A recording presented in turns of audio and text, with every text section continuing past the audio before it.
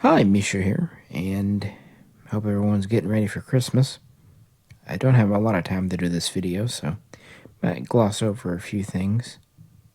But I wanted to talk about the Mi-24 Hind, specifically in 1/72 scale, because it's been an interesting journey to get helicopters in this scale and type. And, well, we just got another one. For quite a few years, I had to just make do with this easy model plastic version here. It's alright. It has a few moving parts, including the rotors, and the blades themselves love falling off. Always have. Then, I ordered, as it turns out, from Ukraine, this version here, which is kind of one of the Altea, or, that kind of nice, decent, but not high-end diecast. Yeah, I got it in early February of 2022. And so that for a long time was something I really liked, and it's a pretty good model. It's actually pretty hefty for what it is. These, this tooling, there's a lot of helicopters in it, is not bad for the money.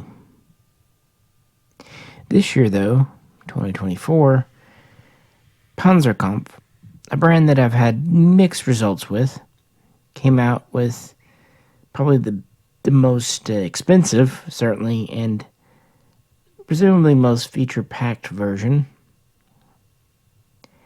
Ironically, it's maybe a little bit lighter than this one, but then again, this one doesn't really have many moving parts. So that's what we got.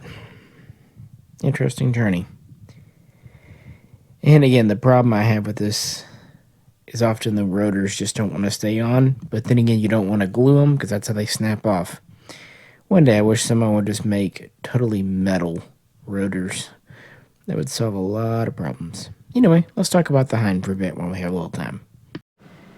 And we'll start off with my oldest original model here. Like I said, it's plastic, but it's really all we had.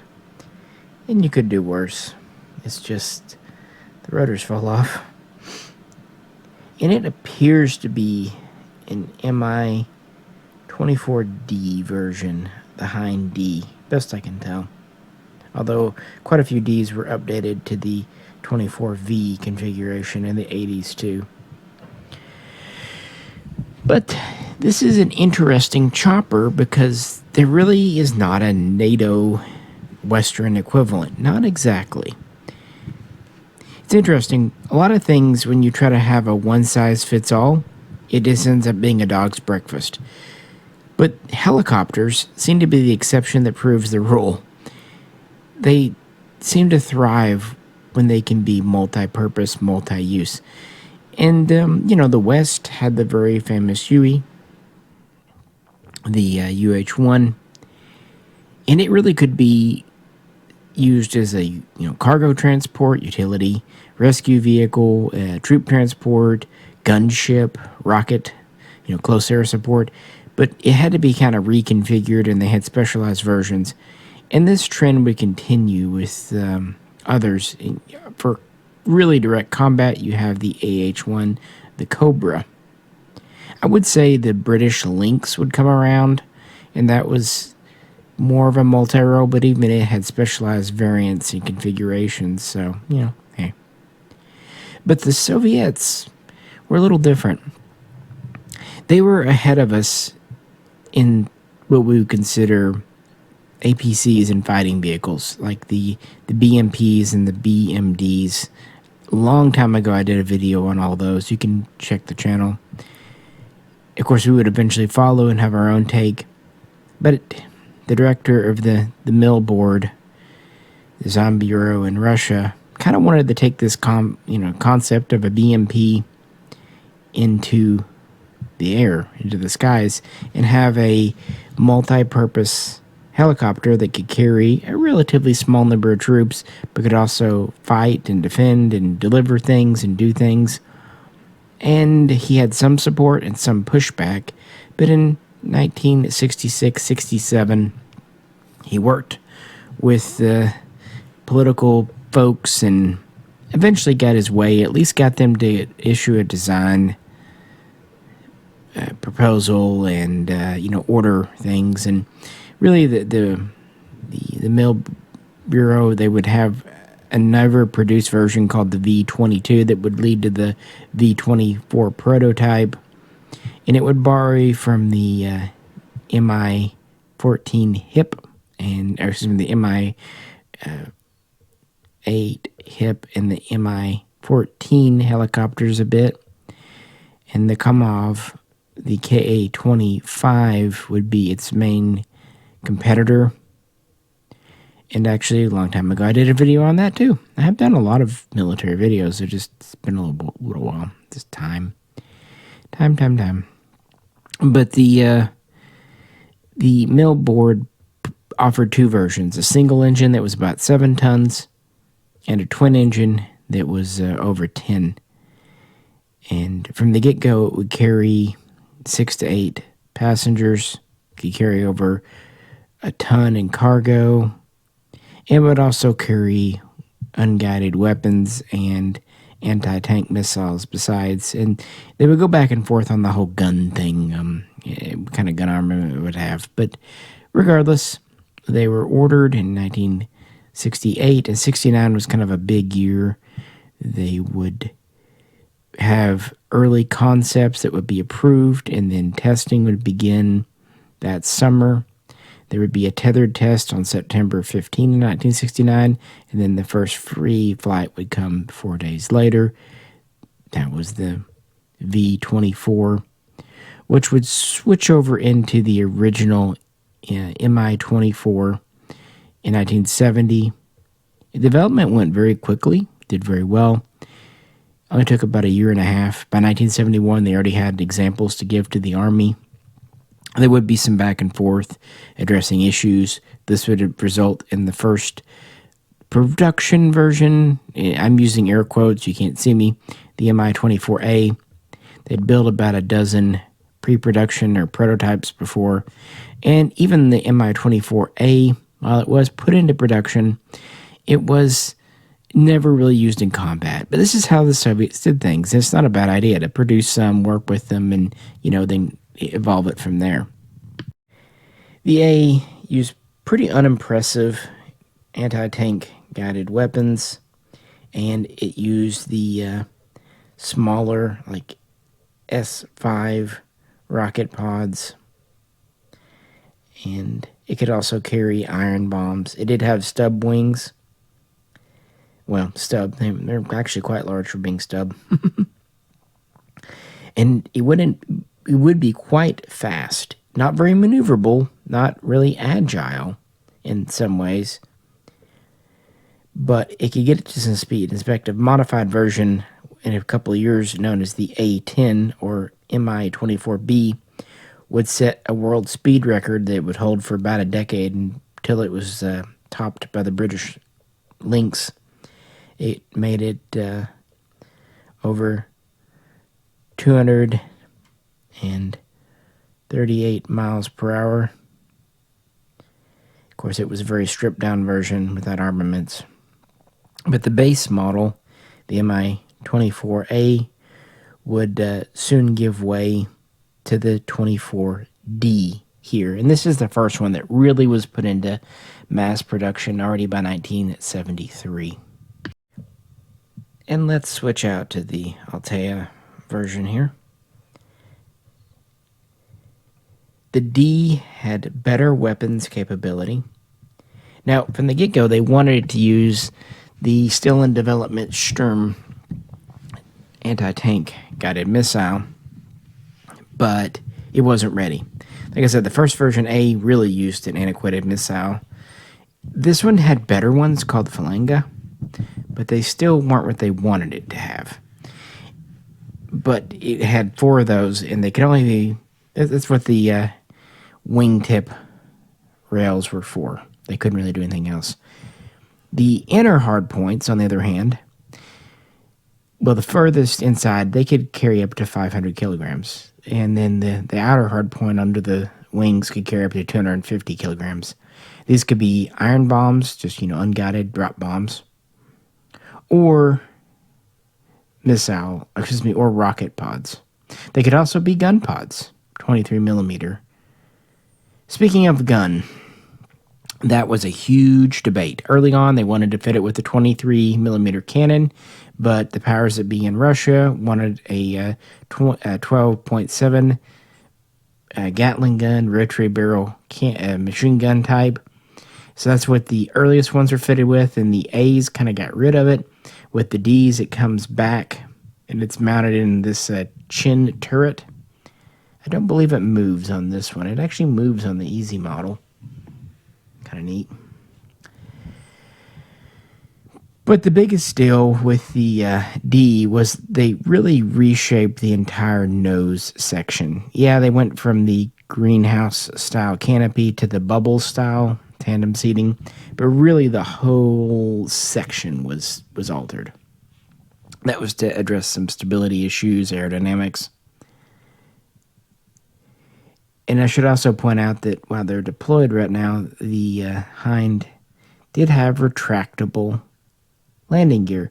The earliest concepts relied on skids, but already by the time of pre-production, they'd gone to the retractable to save on, speed and all that. The cockpit had the so-called bathtub that the italic planes like the Su-25 would have. We've done videos on that. And it would carry a crew of 2, a pilot and a weapons officer. And then we had a bay in the back that could carry 8 troops. There would also sometimes be a flight technician back there, so the crew would be 2 to 3, and you'd have up to 8 armed troops in the cabin. The cabin itself would have armor, as much as that they could afford on a helicopter. It could also carry 4 stretchers if it's doing more of a medevac thing, or about 2,400 kilograms in cargo, if necessary. I think that was mostly underslung, but I could be wrong. The rotors themselves were made of titanium and could take up to about a 50 caliber hit, which is ironic because, again, they still like falling off, even on this Altea, but I think it does better for me. We have a 3-bladed tail, and what's kind of interesting is everything's a little bit off-center with this aircraft intentionally, just to compensate for things.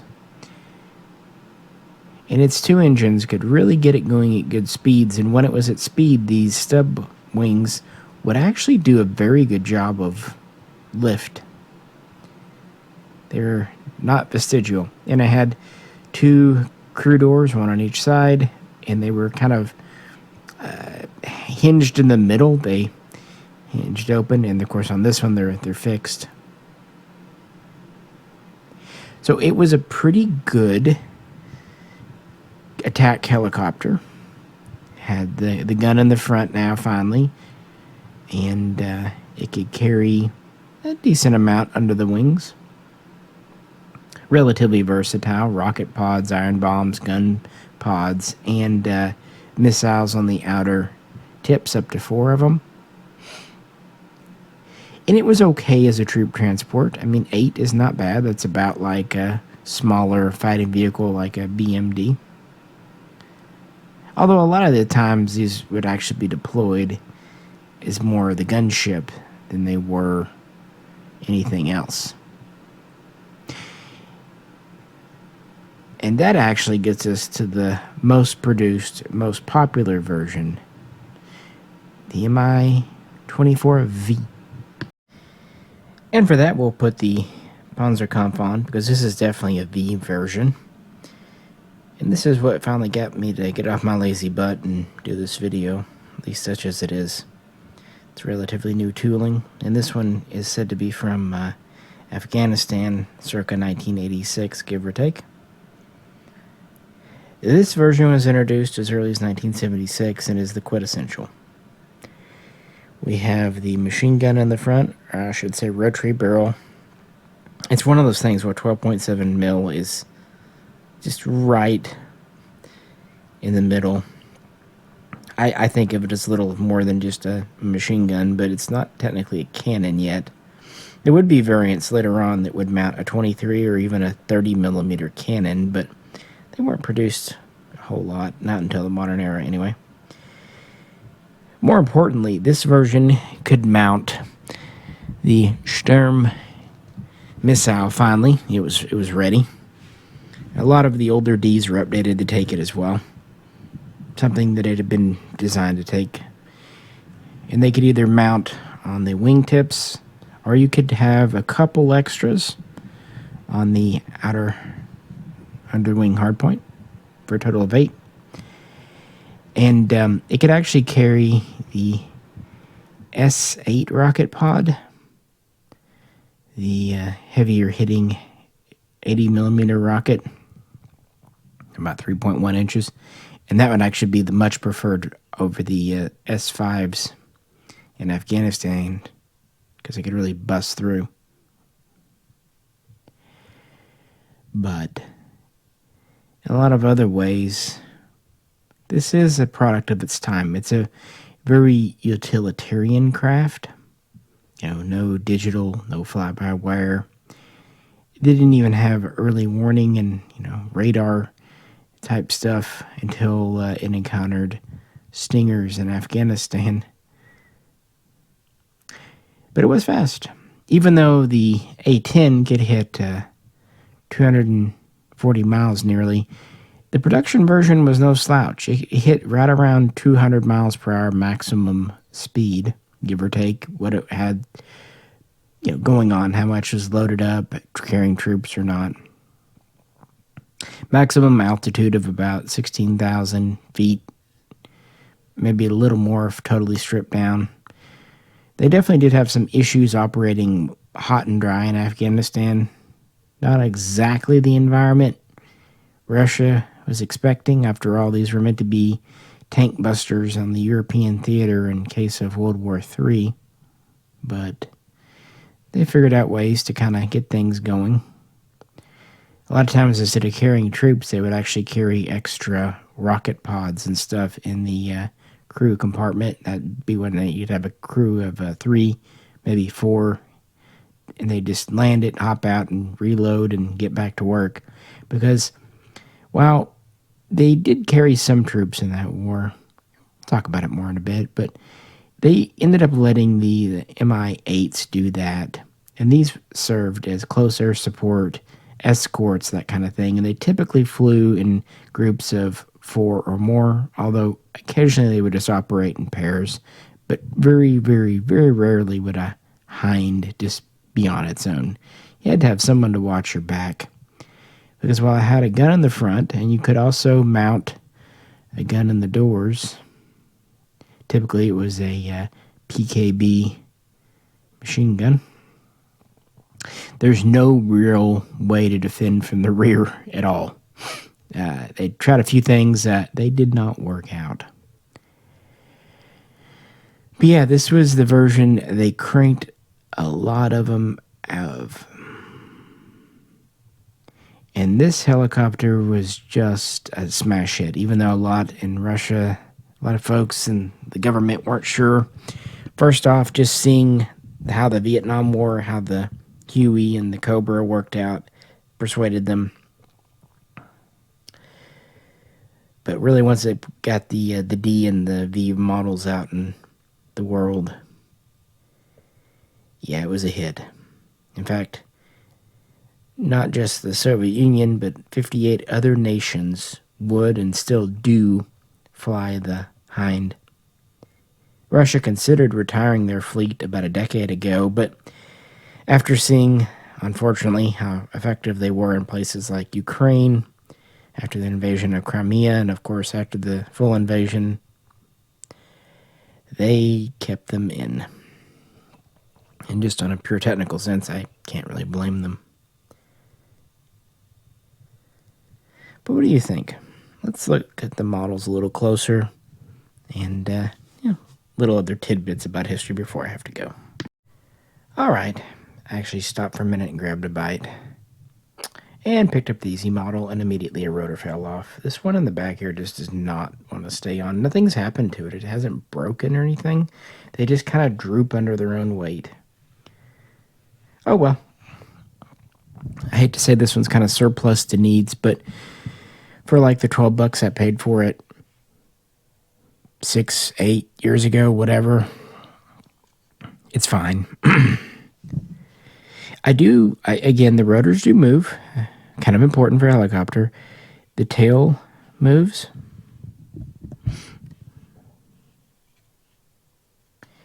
It's all plastic. The ordnance is fixed.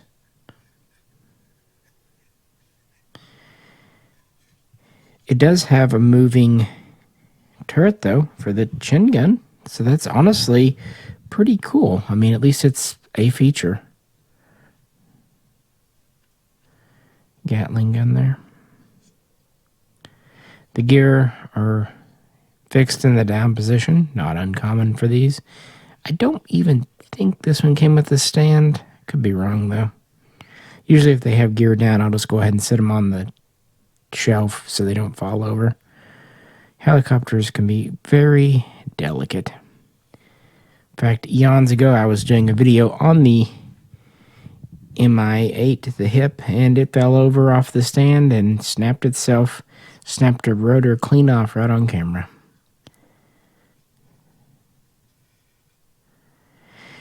But anywho, this is the one I had to have in the collection for years because it's all we could really get in 1/72 scale. And I'm a pretty hardcore person about only going die-cast. I'm not a big plastic model fan. I've gotten better in the years about accepting plastic models, but I do like the heft, the feel of the die-cast. I really do. Anywho, as far as the combat history of this aircraft, as the newer D came online, Russia was more and more willing to sell these to foreign countries. And it was actually Ethiopia, going back in 1977, who first used these in Africa. That would have been the 24A version, I believe.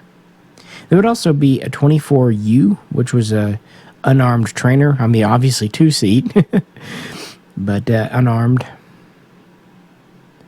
And there would be an Mi-25, which was the export version of the D, but also like a lot of the export versions of Russian jets and stuff. It didn't always take the newest stuff, but it was actually made very famous in the 80s during the Iran-Iraq War. The Iranians had the AH-1J variant of the Cobra, and the Iraqis had the Mi-25, although they didn't have the newer missiles. And they really liked them. They liked the fact that it could carry quite a bit of ordnance, that it was quite fast for a helicopter, good range, good time on station. They really liked its overall just speed and handling. Not so much as maneuverability. They could have hoped for a little more aerobatics. Then again, they were going up against the Cobra, which is a small little plane. And that would be the only time I believe the Hind was in a direct air-to-air combat situation. And there would be some Hinds shooting down Cobras and some Cobras shooting down Hinds. During that war, I believe, all told, the Iranians lost around 10 AH-1s, and Iraq lost 6 or 7 Hinds. I'm not saying they were all air-to-air losses, but you know, it saw pretty extensive use, and the biggest shortcoming was the older missiles. I believe they had the old Scorpions on them at that time. Iraq has used a very interesting hodgepodge of different equipment, a lot of French stuff like the F-1. And of course, the Gulf War, Iraq still had some of these, although they didn't really do much. And even after Saddam Hussein departed this world, let's see, the Iraqi government would continue to maintain a fleet of Hinds. even getting some secondhand ones from places like Poland. They even would have a deal to buy 40 of the newer Mi-35 variant from Russia back in 2012, 2013. I know some were delivered, but I don't know if the complete order was ever delivered thanks to the whole invasion of Crimea in 2014. But yeah, quite a bit of history there in the Iran-Iraq War. And they would have been the kind of older variants, 24A and the original 25 export version. Again, not a bad model for what it was. I've used it in other videos. Just those dang rotors. But, like I said, I like my diecast. And that's why I was tickled to finally find this. I've never seen this available in the USA. I'm not saying they haven't been. It's just, yeah, I'm not even sure if this is Altea, D'Agostini. This tooling has been branded by lots of companies. And it is noticeably heavier than the Easy model. I did like the stands they come with. They're very sturdy. They have two holes to plug into instead of one. They're plastic, but they have a nice wide base. They almost feel 3D printed. But I've never had trouble with these stands falling over, even though this is a pretty heavy, chunky helicopter. It really is. The wings are metal. The body's all metal. Let me check the tail. I think the tail is plastic. This does have a rotating tail there.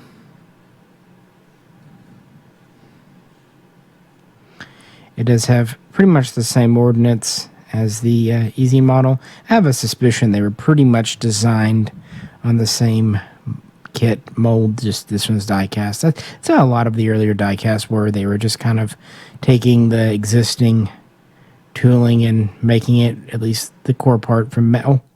I don't believe there are crew in here, but it could be wrong.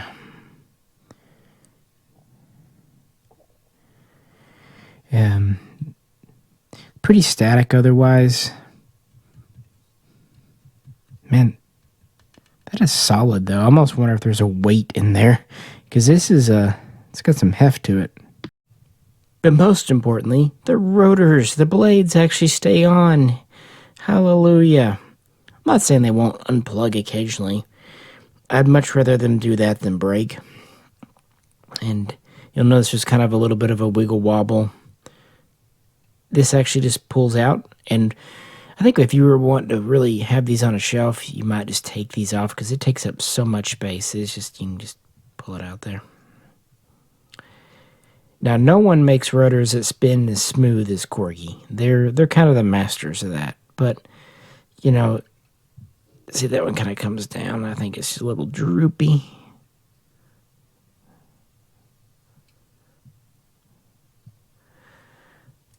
Now I might need a little adjustment. I don't know why that's tipping over.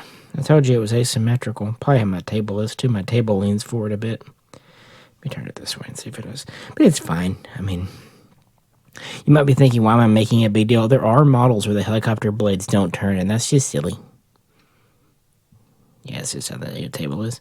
But no, it's a lot sturdier system. The plastic of the blades is a lot thicker. And it's a big rotor. The Hind is not a small helicopter. It's over 17.5 meters, so over 57 feet long, not counting the rotor diameter. If you include it, it's over 65 feet long, over nearly 20 meters total. The overall diameter, just the rotors themselves, are almost as wide as long as the aircraft at about 17.25 meters. I think that's kind of neat. Obviously, you have 5 of them, so yeah. And as I said earlier, it does have an armored cockpit. It has the little bit of protection, a little bit of armor on the blades. Has an armored passenger cabin. The glass is as armored as they could make it. Of course, they have to keep weight in mind. But it could take a hit. It's not like an issue 25 or issue 34 in that department, but there were lots of reports of these taking a hit from a anti-tank type missile or a 50 caliber, even 20 millimeter cannon round, and returning to base. So, while it might not quite be like an A-10 Warthog, it wasn't a wimp. It wasn't a lightweight. It was not a light helicopter either. But then again, it had a lot of things it was expected to do. As I mentioned, it could go over 200 miles per hour, give or take. Altitude of 16,000 feet. And yes, I know I kind of mix metric and imperial measurements, and I'm okay with that. It's usually just whichever number pops into my head. For some reason, when it comes to things like speed and altitude, I tend to think more in the imperial system. But when it comes to things like overall measurements, length, and even weight, a lot of the time, I tend to think in metric. Yeah, welcome to education from the 1980s when they were trying to integrate the metric system into the schools in America and, well, get a little bit of both, but at least I listened.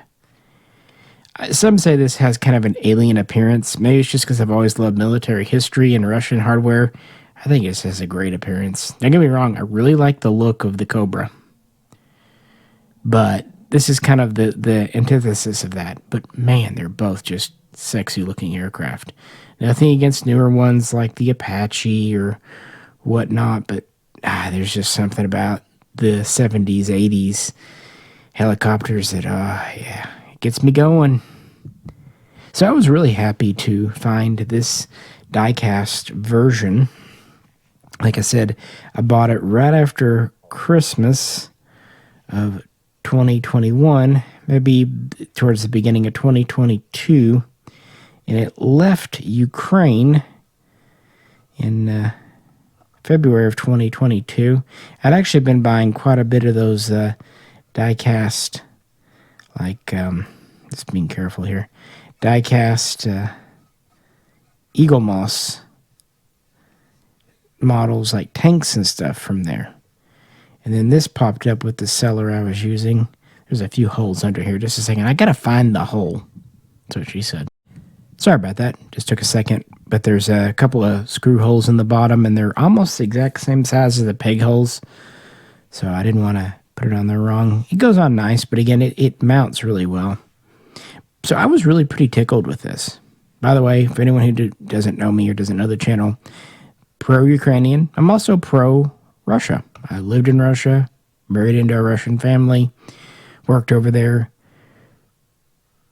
but not pro-Putin, not pro-war, not pro-war anywhere. So when I talk about aircraft and hardware being used in Ukraine war, either for or against Russia, it's not an endorsement of it, it's just history. And to be fair, Ukraine is actually using older versions of the Mi-24, like the D and some early Vs, and has had some good success with them. In fact, I believe they were having some donated by the Czech Republic and India, maybe Poland.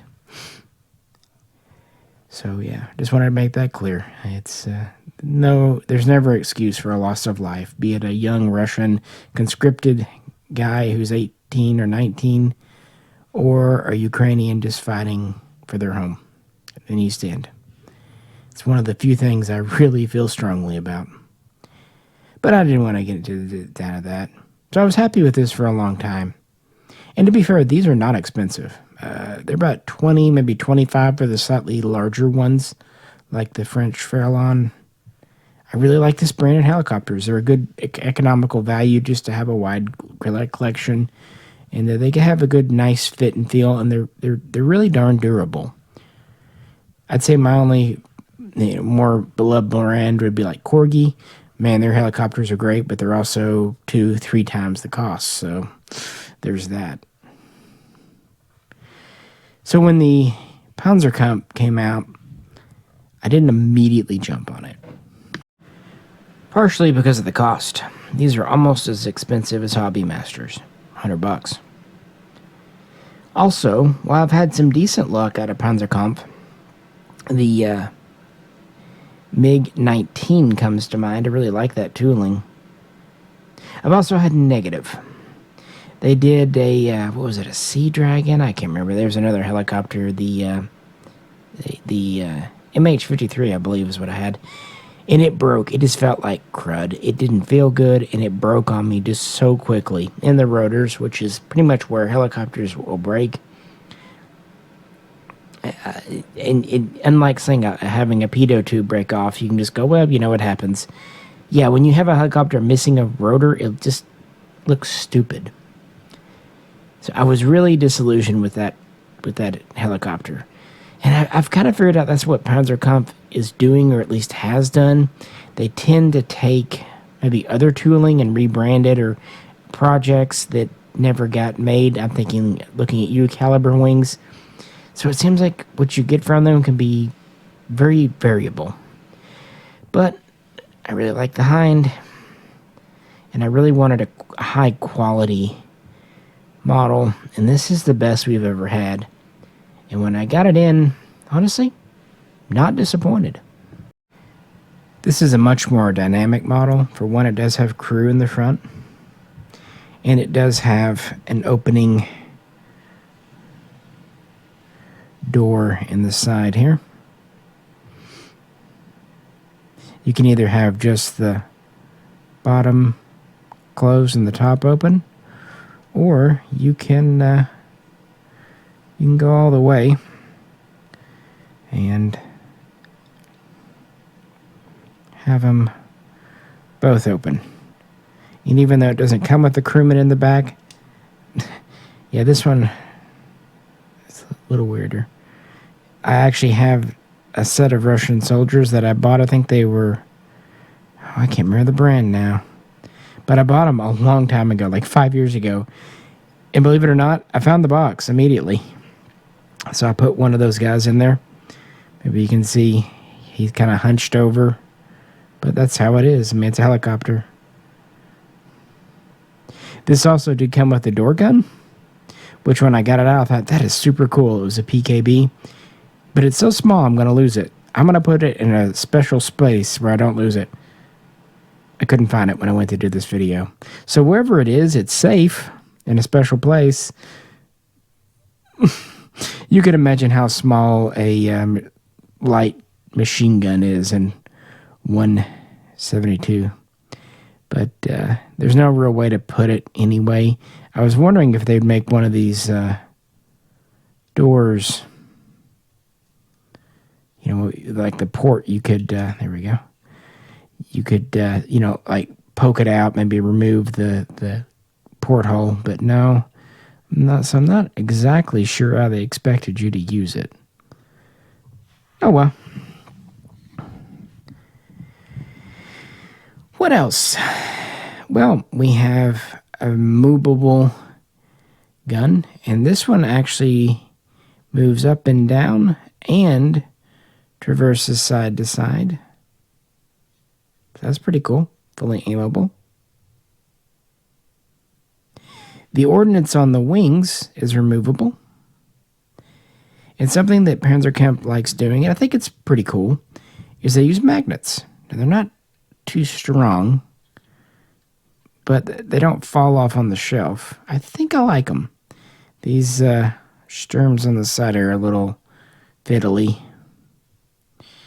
But the rocket pods underneath, my only complaint is if you make ordnance so easy to detach and all that, give extra stuff. It doesn't come with more. I think more model makers should give various ordnance payloads. After all, a lot of hobby kits, plastic models that you build up come with various ordnances. I wish more would do. You could give some iron bombs, maybe a gun pod, maybe a rocket pod, whatever. I think that'd be super neat. But yeah, magnets. And you have gear that can come up and down. I have it in the flight position now. but it is an option. Tail rotor, of course, moves. And our main rotor, of course, moves. And it seems to be better. Yeah, this feels good. It doesn't have a lot of grind. It's a little stiff. You couldn't just like flick it and spin it, but you can move it to position it. And it's even. And the rotors so far haven't come off on me. They seem to plug in pretty... Yeah, so there you go. Magnets. But yeah, you can flick them off, but they just spring back on. Does have a small slot it uses too. I would say the ordnance almost fits perfectly. It's good. The magnets are strong enough. I just feel like if they're a little bit more of a slot to catch them. But then again, when you come from the top like I did, accidentally kind of hitting the base there, it works better for things like the MiG-19 where you're not going to come from the top and kind of hit the base. But it's no big deal if it falls. The stand it comes with is ironically feels a little... It's okay. It's kind of a Hobbymaster style where it plugs in the bottom. Then again, I've never been a super big fan of Hobbymaster. It's plastic, although you do have a metal plate, so that's pretty cool. And yeah, this one's from Afghanistan. Right when Stinger missiles appeared. Of course, the biggest use of the Hind was there. It started off in the beginning of '79 when Russia trained pilots and gave some to the communist Afghan government. And that summer they would use them, but when things got more serious, the Russian troops themselves would invade in December of that year, and they would bring Hinds with them. And in the beginning, they were really not liked by the Mujahideen. This is where the Satan's Chariot nickname comes from. Because they really didn't have much they could do against them except maybe try to shoot them with machine guns and hope for a lucky hit. But since they were pretty well armored, yeah, they didn't have a whole lot of that. Now, they did get some things like RPG-7s, which, if you could hit it with one, would do something. They had some red eyes. But in '86, that's when the U.S. started clandestinely supplying Stinger missiles. And then they had a chance with that kind of guided weapon. Now, the Russians would respond with radar warning and even some flare launchers to try to deflect them. But this is when the fact that this is a very sturdy aircraft, but also not a very technologically advanced one. Like the Su-25, it's just a big flying tank. Even today, the updated versions don't have a super modernized equipment. But back then, it wasn't cutting edge when it came to the avionics and electronic warfare systems and all that. So they did add a few things to try to help the survivability. But it was much more of an even fight in the second half of the war. No one knows exactly how many were in country at any given time. While the Red Army had well over 1,000 of these, they were still mostly stationed in places like East Germany because, in case that ever came down. They were meant to hit tanks, and there weren't a lot of tanks to go at. Now, they would use these for close air support, and they would use these to hit hardened targets. That's why they preferred the 80 millimeter rockets, and they'd carry 100, 250, even if they needed it, a couple of 500 kilo bombs under the wings. Try to collapse the cave entrance or what have you. But anyway, yeah, in Afghanistan, you'd usually have 100, maybe 200 in theater at any given time. And no one knows how many were actually lost. Several were hit and damaged, but made it home. But it seems like they lost around 70, 75 in that war. We do know that afterwards, around 1990, the Red Army still had over 1,400 in inventory. And manufacturing would continue technically to this very day, although I think it's just updating and refurbishing. They've built nearly 2,700 Hinds. By the way, the Hind name, for those who don't know, is actually a NATO reporting name. It's not a Russian name. This is, of course, a Hind D. You have Hind E's and F's. Sometimes you'll get a different designator. Sometimes they'll keep the same name for different versions. Kind of depends the differences. And also what NATO knew at the time. Actually, I said it's a D. I think because of the V, because I was thinking about the ones I was just holding. I think this would be a E or an F version. You guys can let me know. But, yeah, it's still in Russian service today. Still dozens of users around the world today. And the newer versions, they haven't really updated them electronically that much. Some, but not a whole lot. But the newer ones do have sometimes larger cannons and access to some more weapons, newer ordnance and what have you. There's even a small number of night-capable versions that the Russian aerospace forces use, the VKS. Maybe, I think they are doing some in the more modern style next year, 2025. So I might pick one up because I like this one. I do. I think it's overpriced, but I've come to peace with that. Panzerkampf does seem overpriced to me. But they also tend to do things that no one else does. So when you're the only maker of something, you can kind of charge what you feel like. I wish Corgi would do more helicopters, but they really just seem stuck on doing British and maybe some French. And Hobbymaster is pretty well stuck on doing a few Hueys and mostly Apaches. I really think the Apache's cool, but I'm sick to death of Hobbymaster Apaches now. You know what's really weird, though, is there are not many makers of the Cobra, the AH-1. Forces of Valor did one, a few others, but yeah. But no, this is a nice model. You know what's funny is I think it's actually a little bit lighter weight than the Altea type, but that's okay. It's because it's got a lot more movement. I do like that you can put the gear in the up position. With most helicopters, that doesn't matter. Either they just have skids or they have gears that are just down.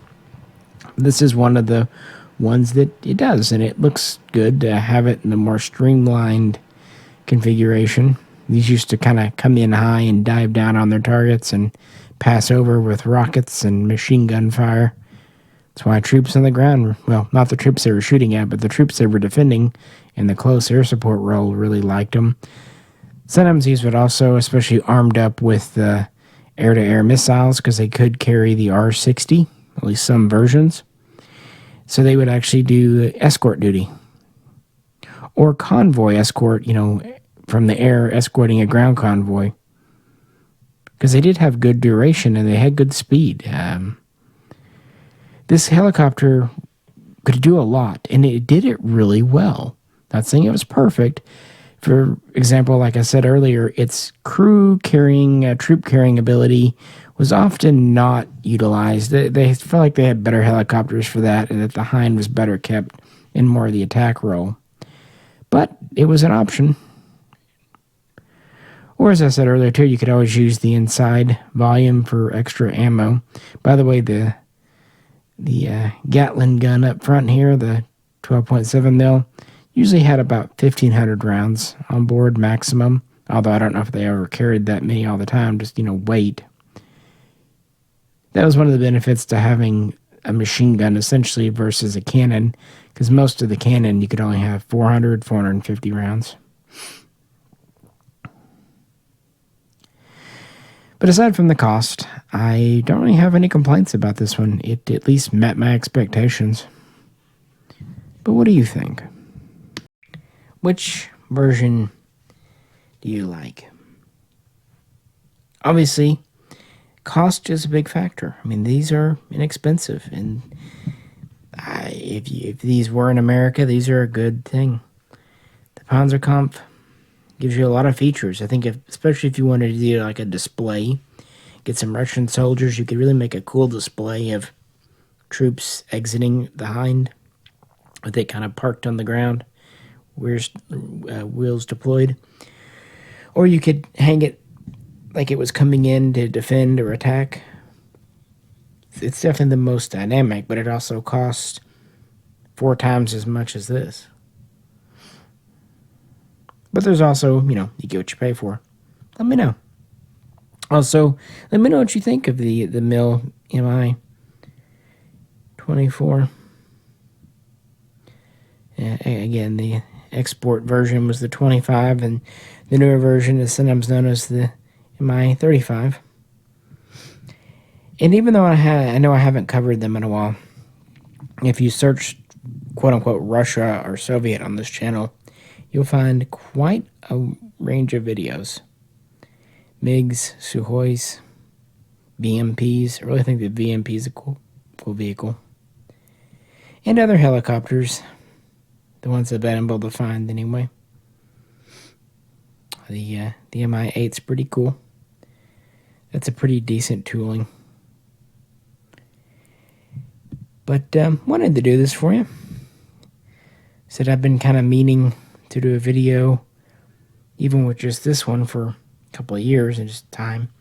But then when this came in, I was like, okay, now I've got to do it. But it is completely unrehearsed and just off the cuff. So sorry for the rough edges, but hey, you get what you get, right? And I do appreciate you hanging out with me today. If you could, as always, please like, share, and subscribe. And I'll be back soon, hopefully with something interesting next time.